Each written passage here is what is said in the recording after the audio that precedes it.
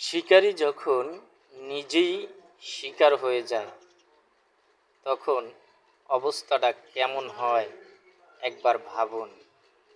এই কুমিরটি আসছিল বাঘটাকে শিকার করার জন্য, কিন্তু চতুর বাঘ তাকেই শিকার করে ফেলল শেষমেশ।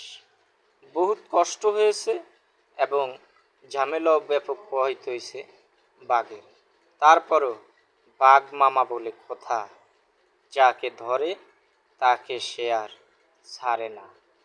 কিছু কিছু মানুষ আছে আমাদের মধ্যে যে অন্যের ভালো দেখতে পারে না, অন্যর জন্য সব সময় ক্ষতি করার চেষ্টা করে, অন্যের জন্য কূপ পাতে। তাই অনেক সময় দেখা যায় সেই কূপে নিজেই পড়ে যায়। তাই অন্যের ক্ষতি সাধন থেকে নিজেকে সবসময় বিরত রাখা উচিত। আসুন আমরা সব সময় নিজেকে পরোপকার করার চেষ্টা করি এবং ক্ষতি সাধন থেকে নিজেকে বিরত রাখি।